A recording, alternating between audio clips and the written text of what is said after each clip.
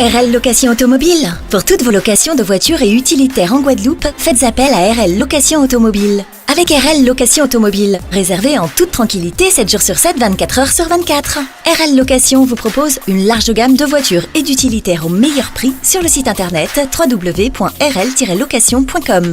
RL Location, c'est aussi l'assistance et la livraison. Pour tout renseignement, contactez-nous au 0590 10 66 87. RL Location Automobile, la location en toute simplicité. Réunion Actualité. Au sommaire de votre journal, un trafic de drogue entre la Réunion et la métropole démantelé. Le trafic opéré principalement dans le sud de l'île. Nous parlerons à nouveau des coupures de courant avec un gros coup de gueule d'une auditrice. Un câble arraché ferait des étincelles, mais elle ne serait pas prioritaire. Un voyage retour annulé par sa compagnie aérienne. Il peine à avoir gain de cause pour se faire rembourser, vous l'entendrez. Météo-vigilance orange, orage, forte pluie toujours en cours dans le sud-est de l'île. Météo complète à retrouver à la fin de ce journal.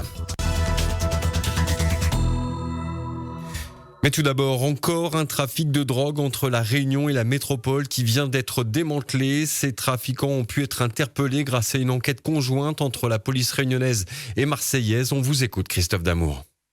Un nouveau trafic de drogue a été démantelé entre la Réunion et la métropole. Il s'agit d'un réseau entre Saint-Pierre et Marseille.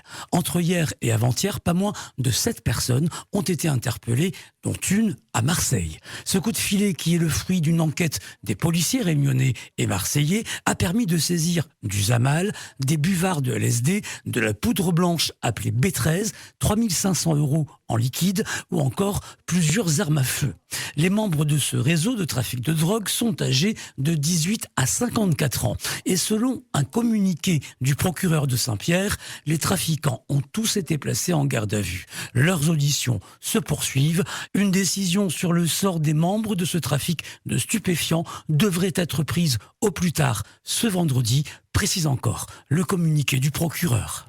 Donc, vous l'avez compris, décision prise ce vendredi. On ne manquera pas de vous tenir informé. Du côté de la plaine des Palmistes, à présent, une auditrice nous a appelé en colère hier. Selon elle, les agents d'EDF sont incompétents. Elle raconte qu'ils sont passés chez elle pour remettre un câble en place, mais ils l'ont apparemment mal fait. La jeune femme se retrouve sans électricité avec ce câble qui représente un véritable danger selon elle. C'est une succession de manque de compétences. Maintenant, on n'a plus de courant, on n'a plus rien. Ils m'y attendent même, ils m'y désespèrent. Cette zone est considérée comme un cas urgent. Toute la disjonctée, en fait, fait des étincelles partout. Ils nous essaient de remettre en marche, là, et tout ce clignote partout dans la maison, comme un sapin de Noël. Il n'est pas considéré urgent, apparemment. Voilà, remettre le courant dimanche matin, dimanche après-midi, il a eu un coup de pluie, il a eu tout le problème électrique et plus jamais revenu. Donc voilà, petit coup de gueule du jour, mais même si on est dans des renforts qui viennent des 4 coins du monde, à un moment donné, je ne sais pas pourquoi ils se lèvent, mais il est pareil. Et vous l'avez entendu, le câble arraché cause des étincelles, mais selon EDF, cette femme n'est pas considérée comme prioritaire. Allez, EDF toujours, le voisin de la femme que vous allez entendre bloquerait volontairement son boîtier de dérivation d'EDF avec un déblai. Nous sommes à la Grande Fontaine à Saint-Paul et le problème, c'est qu'avec le cyclone Garance, les techniciens ne peuvent pas intervenir. D'après notre auditrice, il s'agirait d'un agent communal qui serait intouchable puisque ni les gendarmes ni le TCO ne peuvent agir contre lui. Mon ennui avec un voisin chez un parking privé. Il a mis à la tire avec le boîtelet EDF, la boîte de dérivation. Moi, après courant du deux depuis cyclone, il a mis des déchets appartement. Et dans la boîte là-bas, il arrive quelque chose avec cyclone. EDF, il vient voir plusieurs fois. Il dit comme ça, mais il gagne pas, il arrive avec le boîte, le tas de blé, il y a mettre. Il enlève. Il a pas enlevé. Et le monsieur EDF l'a embêté. Ben, ça n'a longtemps, mais plus de 2 ans. Et les gendarmes, il ne sait pas. Parce qu'il travaille dans la commune, il travaille dans la mairie. Mais ben, là, il ne passe rien contre lui. Moi, je suis parti voir l'environnement. Moi, je suis parti voir le TCO. Personne n'y vient à mon aide. Voilà, ça balance pas mal. Alors qu'il voulait profiter de ses vacances à La Réunion, son voyage retour a été annulé le matin même du vol prévu par la compagnie aérienne. Pourtant, le cyclone Garance était déjà passé depuis 5 jours, donc selon lui, il n'y avait aucune raison derrière cette annulation. Malgré 3 réclamations, il n'a pas obtenu gain de cause et se tournait vers les auditeurs pour obtenir des conseils. Magnifique de jouer à Réunion, on vient de rentrer. Elle va prendre l'avion le 5 mars pour un vol le soir prévu à 19h50. Mais reçoit un mail à 10h30 du matin, mon vol est annulé pour poser son vol le lendemain. On a dit, moi, le vol annulé sans motif. Je me dis, comment il fait? Il me rappelle, il dit, bon, on fait une réclamation quand le voyage a fini. Il reçoit la réponse comme quoi, oui, la réunion a subi un préjudice, sauf que Garance, il fait 5 jours, le vol a repris, il n'a rien à voir avec Garance, quoi. Il rappelle à moi que la point d'indemnisation suite à ça, elle n'est pas prévue, etc. Il me dit comme ça qu'ils ont prévenu moins de 7 jours et pour un vol plus de 7000 km, comme les marqué les autres règlements. Là, on n'a plus de réponse de la compagnie aérienne. Pourquoi là, il ne veut pas indemniser par rapport au préjudice causé? Alors si vous aussi vous avez subi ce genre de désagrément, n'hésitez pas à témoigner avec nous 02 62 99 12 00. Et puis allez, vous le savez, nous allons parler du cyclone Garance, nous allons faire un tour en arrière. C'était le dimanche 2 mars où une centaine de personnes se sont retrouvées bloquées depuis le passage du cyclone. Nous étions du côté de Saint-François dans le chemin de la Cascade où un pan de falaise s'était effondré. Je vous propose d'écouter le témoignage d'une habitante de ce quartier qui était coupée du monde.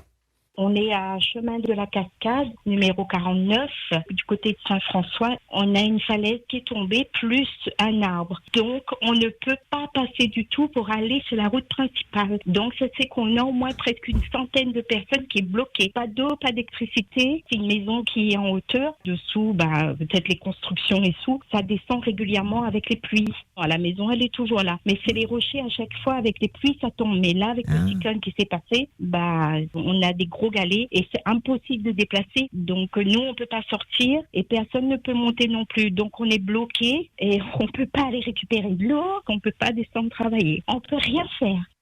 Voilà, donc vous l'avez entendu, ça s'est passé le dimanche 2 mars. Allez, on parle toujours de ce cyclone, puisque ce matin, dans le baromètre, nous vous parlions du dépôt des déchets encombrants et déchets verts, mais également nous vous posions cette question, comment vivez-vous sans courant? Eh bien, il faut dire que la majorité de vos réactions a été justement sur la privation d'électricité et comment vous abordiez donc cette privation de courant. C'est pour un gros coup de gueule, ce bras de chevrette. C'est 20 jours aujourd'hui que j'ai pas de courant. J'en ai marre. Comment ça se fait? J'allume la lampe, la bougie, j'ai des lampes LED, voilà, j'arrive même pas trop à cuisiner. Et quand je vois tous les voisins qui ont de l'électricité, on est peut-être 3 qui a pas. Comment ça se fait? Depuis, je vais par l'électricité, 80 rue Leclerc, mais ils sont que EDF ou Biano, parce que toutes les alentours là, il n'y a pas d'électricité. C'est dur, c'est la bougie, au dîner aux chandelles. Il y a moins 3 mardis là, il m'a appris les sociétés chef. Et bien, il dans le chaudron. Le téléphone, il y a moins 3e mardi, 4e mardi, il m'a appris. Il y a encore mon téléphone maintenant. Comment ton directeur hier pour causer là, chef? Bien, moi, j'habite dans le chaudron, des parlements après, à moins qu'elle parle. Tout le monde dans le bloc, il y a et moi, je m'en apprends. Je suis sur Bapano et j'ai toujours pas d'électricité chez moi. Chemin Bras-Pétard. Avec la bougie, on se regarde dans les yeux. C'est pas évident, franchement, ça devient un peu lourd là. Alors, on va vous en parler, toujours 2500 foyers privés d'électricité. On ne vous oublie pas, un numéro vous est toujours consacré au 02 62 99 14 00. Outremernews.fr, le site de l'actualité Outre-mer, 24 heures sur 24 et 7 jours sur 7. Retrouvez la chaîne Outremer News sur YouTube.